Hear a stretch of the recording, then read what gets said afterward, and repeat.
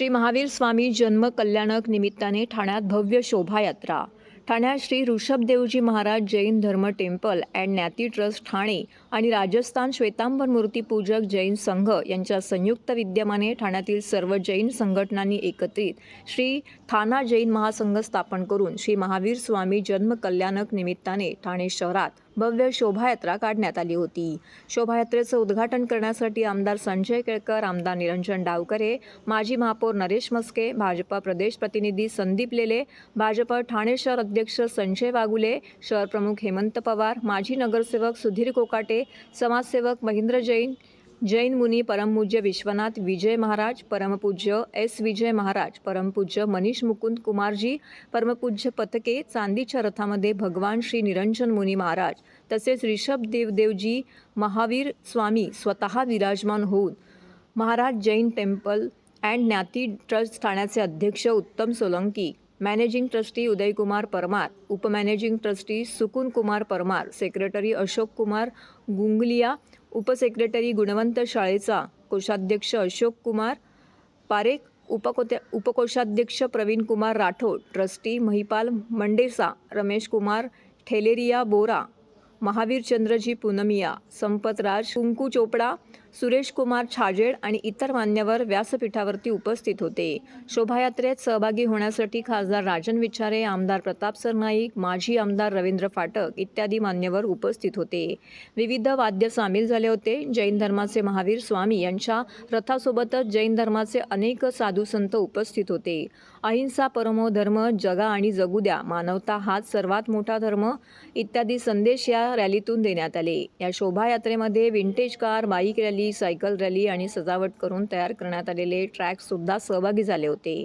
त्याप्रसंगी श्री थाना अचल गच जैन संघ, चंद्रप्रभू जैन मंदिर, श्री थाना कवी ओ देवरासी जैन संघ, श्री ऋषभ अजिल जिनालिया, श्री वर्धमान स्थानक वांशी जैन संघ तलावपाली थाना, श्री बाग विशा ओसवाल श्वेतांबर मूर्ती पूजक तपागच जैन संघ थाना, श्री दिगंबर जैन संघ थाना, श्री टेंभिनाका अचल गजैन संघ थाना, श्री अजरामर स्थानक वासी 36 कोटी जैन संघ थाना, श्री हलारी विसा ओसवाल श्वेतांबर मूर्ती पूजन संघ थाना, श्री जैन श्वेतांबर तेरापंथ समाज ठाणा, श्री 8 कोटी नानी पक्ष स्थानक वासी जैन संघ थाना, श्री संकेश्वर तीर्थधाम कासरवडवली ठाणे, श्री वसंत विहार जैन संस्थान ठाणा, श्री लोढा अमराज जैन सर्कल संघ कोलशेत रोड ठाणे, श्री धर्मजीत वर्तकनगर जैन संघ महावीर धाम ठाणा, श्री जैन परिवार कासारवडवली इत्यादी संघाचे सर्व पदाधिकारी येथे उपस्थित होते।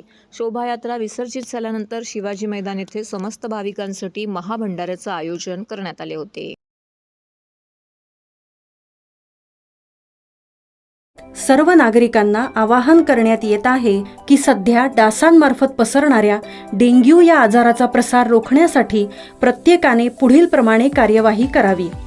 डेंग्यू आजार एडिस इजिप्ती हा डास चावल्याने होतो। या डासांची पैदास साचलेल्या किंवा साचवलेल्या स्वच्छ पाण्यामध्ये होते। 8 दिवसांपेक्षा जास्त दिवस पाणी उघडे व साचून राहिल्यास त्यात डास अंडी घालतात। अंड्यांच्या अळ्या तयार होऊन पुढे डास तयार होतात। यासाठी आपल्या घरातील पाणीसाठे उदाहरणार्थ बॅरल्स, पिंपे, टाक्या, हौद, रांजणे इत्यादी दर आठवड्याला रिकामे करून घासून पुसून कोरडे करून पुन्हा भरावे। 1 दिवस कोरडा दिवस म्हणून पाळावा। पाणी साठ्यांना घट्ट झाकणे बसवावीत किंवा जुनी साडी, चादर, धोतर यांनी बांधून झाकून ठेवावीत, म्हणजे डास त्यात जाऊन अंडी घालणार नाहीत। घराच्या गच्चीवर, आजूबाजूला, अंगणात कोठेही पाणी साचू देऊ नये। भंगार सामान उघड्यावर टाकू नये, उदाहरणार्थ टायर्स, प्लास्टिक सामान, कुंड्या, टाकाऊ वस्तू इत्यादी। अशा सामानात पावसाचे पाणी साठून त्यात डेंग्यूच्या डासांची पैदास होते। घरातील कूलर्स, फ्रीजच्या पाठीमागील ट्रे हे देखील वेळोवेळी कोरडे करावेत। लक्षात ठेवा, नुसत्या फवारणीने डास घनता कमी होत नाही, तर त्यासाठी डास पैदास ठिकाणे नष्ट करणे ही आपल्या सर्वांची जबाबदारी आहे। कोणताही ताप अंगावर न काढता जवळच्या शासकीय रुग्णालयात मोफत औषधोपचार घ्या। अशा प्रकारे नागरिकांनी सहकार्य केल्यास डेंग्यूचा प्रसार रोखणे सहज शक्य आहे।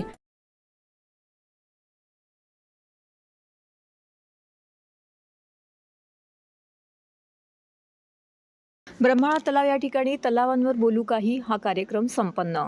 ठाणे महानगरपालिका आणि पर्यावरण दक्षता मंडळ यांच्या संयुक्त विद्यमाने माझा तलाव ही मोहीम ठाण्यातील तलावांचे संवर्धन करण्यासाठी सुरू केली आहे. या मोहिमेअंतर्गत ब्रह्माळा तलाव या ठिकाणी तलावांवर बोलू काही हा कार्यक्रम आयोजित केला होता. या कार्यक्रमात प्राचार्य पुरुषोत्तम काळे यांनी मार्गदर्शन केले. तसेच प्राचार्य विद्याधर वालावलकर आणि सुरभी वालावलकर यांनी देखील अधिक माहिती दिली. तलाव मरणापासून वाचवण्यासाठी तलावांची खोली तशीच राहिली पाहिजे, त्यातील वाढलेली सेंद्रिय मूल्ये काढली पाहिजेत. तलाव हा मध्यावर्ती खोल अधिक असल्यास त्या जागी जलचर चांगल्या पद्धतीने वास्तव्य करू शकतात. तलाव तयार होतात तेव्हा त्यांचे पोषण मूल्य कमी असतात, तेव्हा जीव सजीव कमी प्रमाणामध्ये असतात. दर पावसामध्ये पाणी वाहत येते तेव्हा मातीतून पोषण द्रव्य घेऊन येतात, ते तलावामध्ये साठून राहते, त्यामुळे तलावाचे पोषण मूल्य वाढते. माझा तलाव मला वाचवायचा आहे, त्यासाठी आपल्या वृत्तीत बदल करावा लागणार आहे. तलावावरती गेल्यावरती माशांना पाव टाकू नये, तलावाच्या परिसरात कचरा टाकू नये, पाण्यात निर्माल्य टाकू नये, तलावाच्या भोवती असलेली झाडे वाचवली पाहिजेत. याबरोबरच तलावावरती येणाऱ्या लोकांचे मोठ्या प्रमाणामध्ये प्रबोधन करण्याची गरज आहे. ज्यावेळी नागरिकांना तलाव हे आपले वाटतील तेव्हा खऱ्या अर्थाने माझा तलाव ही मोहीम व्यापक रूपी होईल. नमस्कार, मी डॉक्टर पुरुषोत्तम काळे. मी सेवानिवृत्त प्राध्यापक आहे आणि पर्यावरण दक्षता मंडळाचं काम करतो. पर्यावरण दक्षता मंडळाचा माझं तलाव ही जी मोहीम आहे, त्या मोहिमेअंतर्गत आज तळ्यांच्या विषयी थोडी जास्त माहिती देण्यासाठी म्हणून मी इथे आलो. जागरूकता अनेक प्रकारची आहे. एक म्हणजे सौंदर्यीकरण करण्याऐवजी जर तळ्यांचं सजगपणे रिवायवल केलं तर जास्त चांगलं होईल.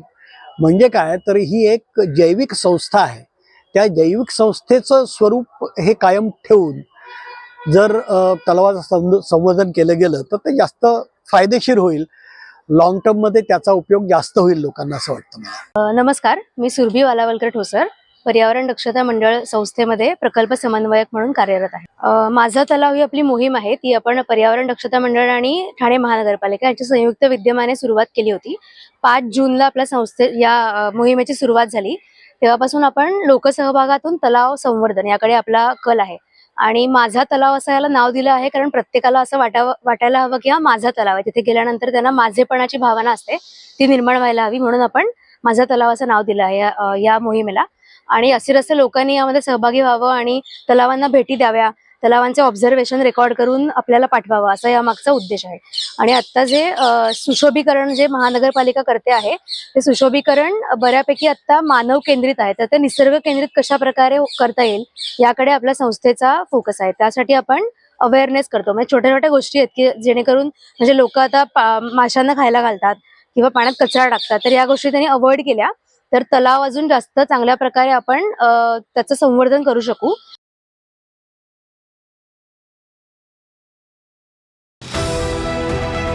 TJSB सौरशक्ती कर्ज, गो ग्रीन, करा वीज बिलावर बचत.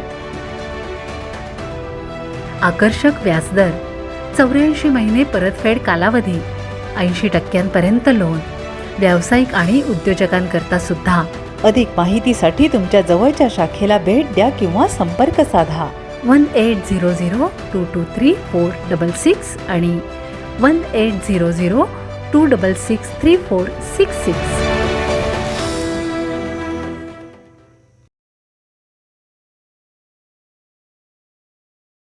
मराठी हिंदी गीतांनी रंगला स्वरसुमनांजली कार्यक्रम. नववर्ष स्वागत यात्रेचा पारितोषिक वितरण सोहळा. मोगरा फुलला, दत्ताची पालखी, माझे माहेर, गीत रामायण मेडली, ए मोरी जोहरा जबी, आजा सनम अशा हिंदी मराठी गीतांनी स्वरसुमनांजली कार्यक्रम रंगला. सहयोग मंदिर येथे श्री गोपिनेश्वर सांस्कृतिक न्यासातर्फे झालेला पारितोषिक वितरण समारंभ पार पडला. यावेळी सुरुवातीला सुरमई गीतांची मैफिल येथे रंगली होती. गायक प्रशांत काळुंद्रेकर, गायिका मेघना काळुंद्रेकर, सहगायक मनोज कुलथे यांनी आपल्या स्वरांनी ही मैफिल रंगतदार केली. यावेळी त्यांनी कौसल्याचा राम, तोच चंद्रमा, हृदयी प्रीत, धुंदी कळ्यांना, केव्हा तरी, दिवस तुझे हे, चंद्र आहे साक्षीला, गोमू संगतीनं आणि शेवटी भैरवीने कार्यक्रमाची सांगता केली. रवी नवले, दिनेश फुलोरे, चंद्रकांत पांचा या वादकांनी साथसंगत केली, तर निवेदन प्राजक्ता जोशी यांनी केले.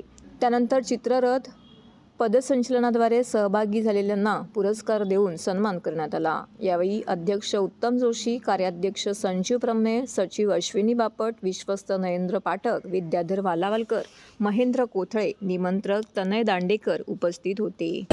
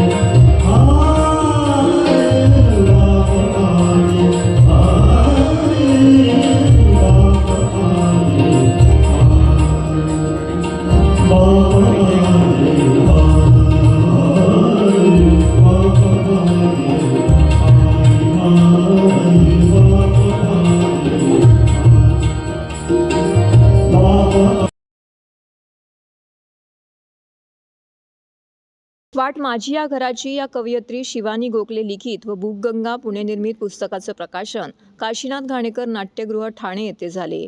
अभिनेते सागर तळाशीकर यांच्या हस्ते प्रकाशन करण्यात आले. नॅशनल बुक ट्रस्टचे अध्यक्ष प्राचार्य मिलिंद मराठे कार्यक्रमाच्या अध्यक्षस्थानी होते.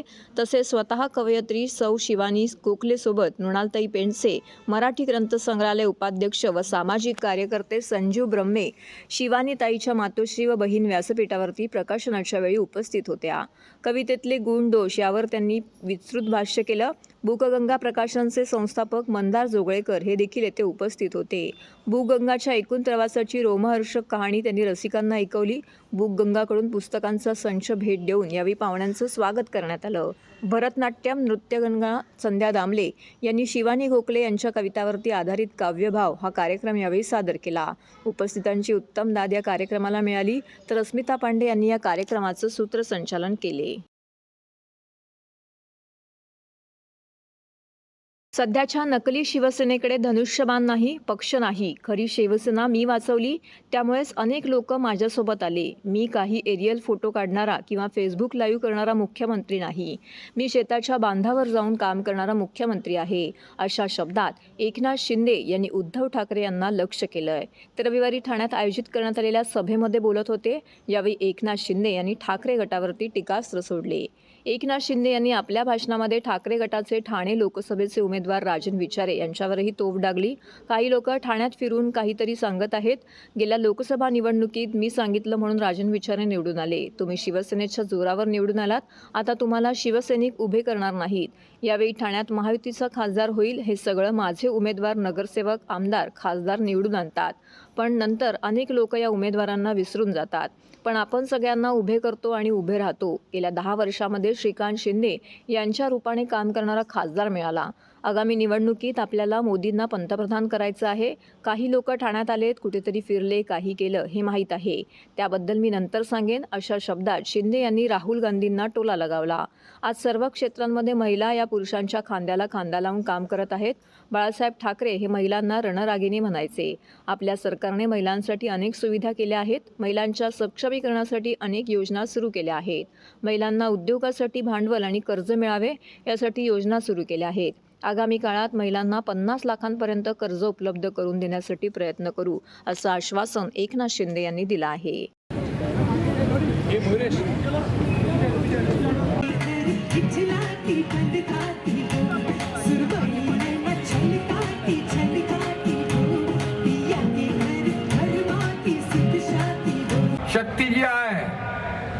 हे आपले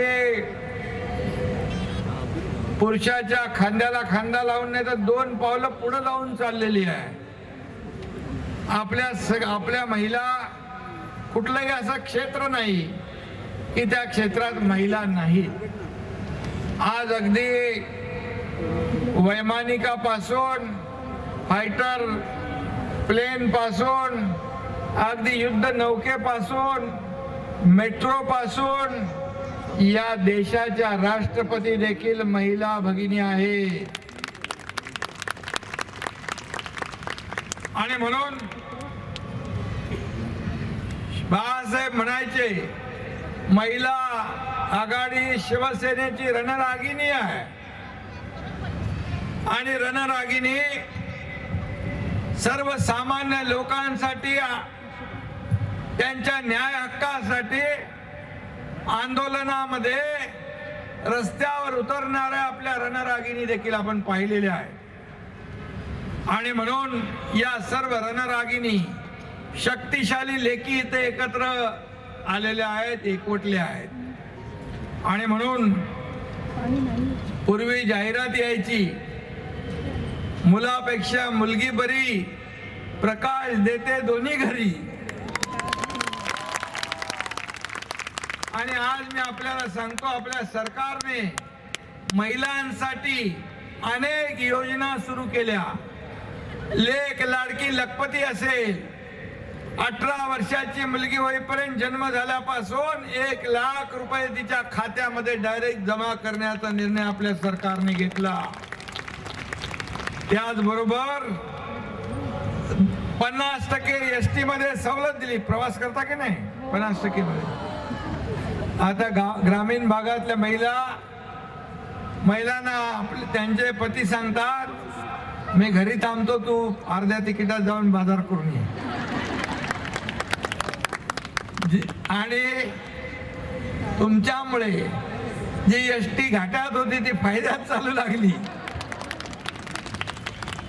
आपण त्याचबरोबर आज महिला सक्षमीकरण, महिला धोरण, आज आपण महिला बचत गटाच्या माध्यमातून महिलांना ताकद देण्याचा निर्णय घेतलाय.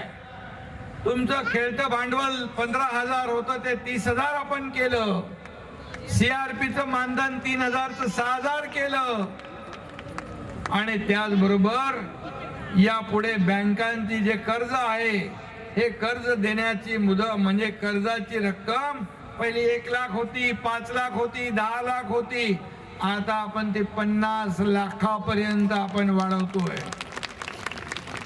आणि म्हणून मोदीजींनी देखील अनेक योजना या देशातल्या महिला भगिनींसाठी केल्या.